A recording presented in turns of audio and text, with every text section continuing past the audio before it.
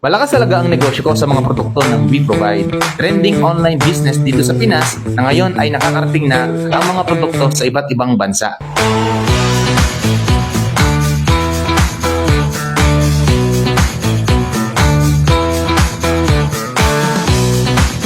Ako nga pala si Wilward Simeon. Mapalad ako, nakilala ko ang WeProvide dahil kung hindi, malamang hanggang ngayon nagdadrive pa rin ako ng tricycle. Napakaliit ang kita, walang pag-asenso at araw-araw pagod na pagod. Kaya super grateful ako, naging distributor ako ng WeProvide dahil hindi bababa sa 100k worth of products ang benta ko kada linggo online. Kaya naman, sa loob ng isang taon, dito ko nakinita yung first million at nabili ng cash, ang kauna-unahan kong sasakyan sa buong buhay ko. Gusto mo rin bang magnegosyo ka online kahit ikaw ay nasa bahay lang? Pwes, subukan mo ang dropshipping business ni WeProvide.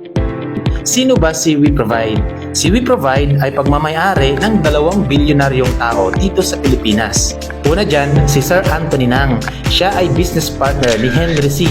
dahil siya ang nagsusupply ng SM Bonus Meat sa lahat ng SM Luzon, Visayas, and Mindanao for more than 20 years. Pangalawa dyan, si Ma'am Celeste Reyes. Siya ay maraming businesses, mga high-end resort, restaurant, beauty clinics, at isa siya sa pinakamalaking shipping brokerage dito sa Pilipinas. Si WeProvide ay may sariling manufacturing company na gumagawa ng quality, world-class for health, beauty, beverages, and wellness products. 2 years pa lang si WeProvide, kaya part pa tayo ng pioneering stage. Unang paraan para kumita tayo dito ay ang dropshipping business. Dito, magkakaroon tayo ng personal online store account na nandyan yung mga produkto, paliwanag ng produkto at testimonial.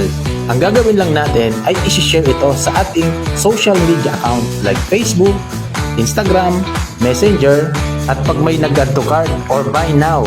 Ang good news, si company na ang bahalang mag-deliver sa ating mga client. Na ang trabaho na lang natin ay mag-promote ng produkto online at yung kita natin na 25% profit ay ilalagay ni company sa ating e-wallet account. Ang maganda, mayroon tayo ditong mga trainings. Ituturo sa atin ang mga techniques doing effective online marketing.